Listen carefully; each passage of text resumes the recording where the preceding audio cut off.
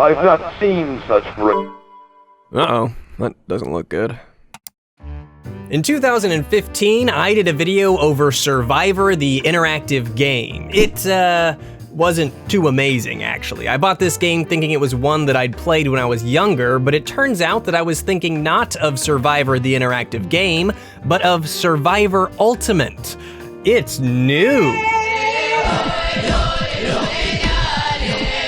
Released in 2002 during the 5th season of the currently still airing 33-season-long TV series, Survivor Ultimate sets out to bring the excitement of the reality game show right to your PC. If you haven't seen the Survivor TV show before, the whole idea is that two tribes will compete against each other, sometimes for rewards and sometimes for immunity from tribal council, which is a vote that happens at the end of each episode. Tribe members form relationships and alliances while living out in the wilderness, and then are forced to put those alliances to the test by voting out a member of their tribe. Unfortunately for the developers, it's pretty near impossible to bring the excitement of such a physically and socially demanding show to the PC. Nevertheless, Infogrames gave it a shot, so let's see what they came up with. While I was trying to get the game to work, I played a bit of the regular difficulty and actually found it a bit too easy, so I'll be playing on hard because I'm overconfident. Next, we have to assemble our tribe. Since I'm playing a full game of 13 episodes, my tribe will consist of 8 members that I can select from a list of players from the first 4 seasons of the show. A competing tribe of 8 members is randomly assembled by the computer.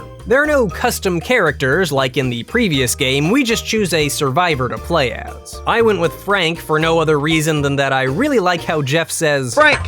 Clips from the show act as transitions between episodes, which is nice, but the camp life section of the game is completely changed from before. The previous Survivor game featured a clunky, unfun segment where your character would wander around camp and you could interact with your teammates who would repeat the same 5 lines of dialogue endlessly. Instead of all of that, camp life is summed up in short journal entries. Reading about camp events isn't exactly the most exciting thing, but it is an improvement over the last game. I mean, at least it's short. When the clock starts to tick, get to work real quick. When the squares are unmixed, the picture will be fixed. Okay, so it's no Shel Silverstein, but it gets the point across. The first challenge is a series of puzzles featuring stills from the show. It's not the most inventive challenge in the world, but it does function as intended. Even though we're on hard difficulty though, it doesn't seem like the Rotu tribe is putting up much of a fight. Our tribe's victory grants us team immunity, which means we don't have to go to tribal council and vote off a tribe member. However, we can still take a look at the attitudes and camp tabs to get a bit of an insight as to how things are going in the Mara'amu tribe. Turns out that our boy Frank is not only the best builder and most resourceful member of the tribe, but most people pretty much hate his guts. So, that's not looking too great. Lucky for Frank, I'm pretty well versed in the games ahead, such as this koi-themed game of Minesweeper. Turns out that to prepare for the grueling challenges of Survivor, one need not look much further than the Games folder. Mara'amu.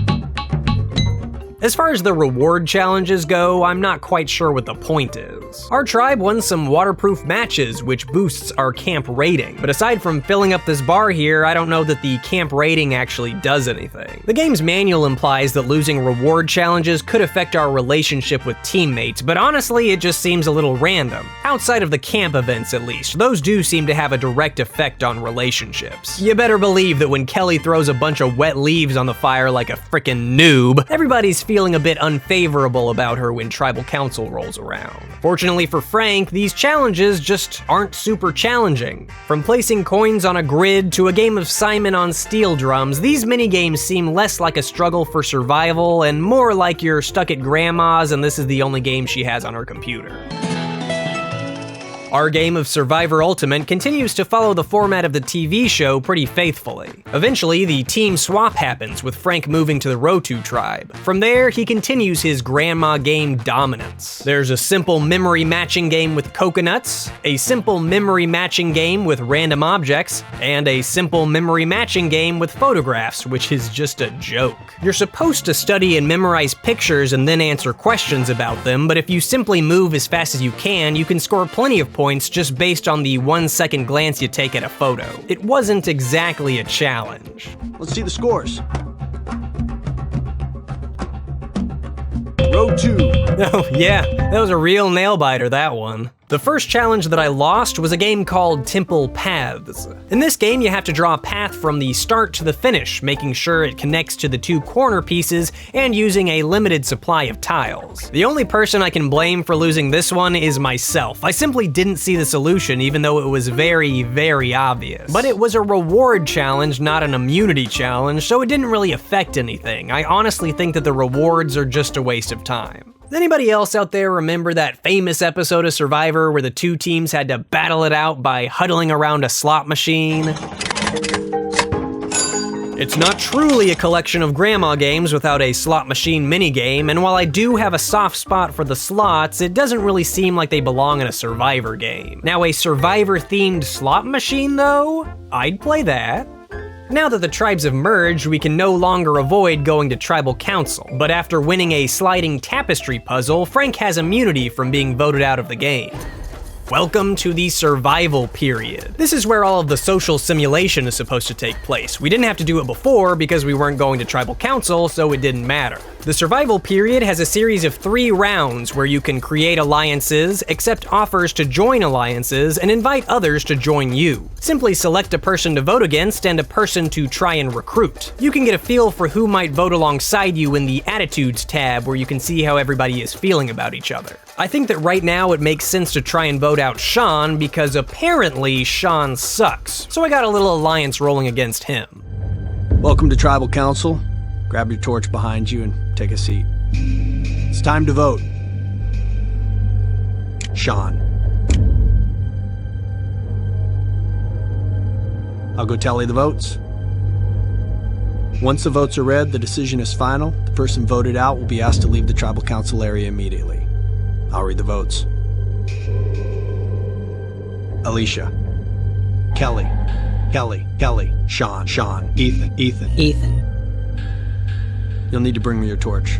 Yeah, suck it, Ethan. The tribe has spoken, very loudly, in Comic Sans. All the characters are just so emotionless. It's a little bizarre seeing their torch get snuffed without any kind of reaction. They just look bored or confused or something. That's pretty much Survivor Ultimate, a game that proves to be better than the one before it, but still doesn't really capture the essence of Survivor. I think the biggest disappointment for me is the lack of attachment to the characters. Aside from a single photograph, you never really see your Survivor doing anything until Tribal Council. You don't even really see them during the challenges unless this counts. The social aspect is a huge part of the actual Survivor TV show, but it just feels kind of brushed to the side in Survivor Ultimate. Even putting together a successful alliance isn't remotely exciting, and while it is better than wandering around and talking about beef jerky for no explainable reason, this part of the TV show just doesn't translate to the PC very well. But that's not to say that it's all bad. I mean,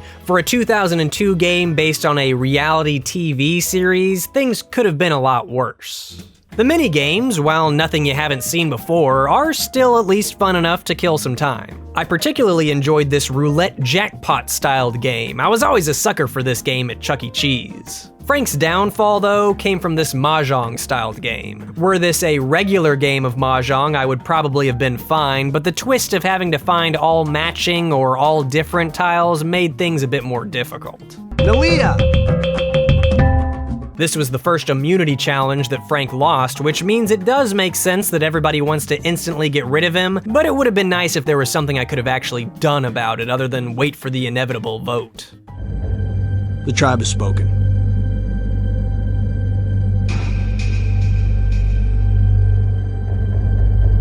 Frank! Survivor Ultimate just seems to fall short on the whole outwit thing. In fact, I don't know that outlast is very accurate either. Outplaying seems to be the only strategy that's sticking around. But as far as minigame compilations go, a Survivor fan could do much worse than Survivor Ultimate. Well, not nowadays. Its current price tag is way higher than what the game is worth, but I can see why I remember having fun with this game in my past. In fact, I actually see a lot of potential in the LAN multiplayer functionality. I think hosting a Survivor Ultimate LAN party would be a lot of fun. The challenges are simple and familiar enough to where anyone could join in, and during camp segments you could take little breaks, get up and get some snacks, and maybe even secretly discuss alliances. But as a solo experience, Survivor Ultimate just isn't up to the challenge.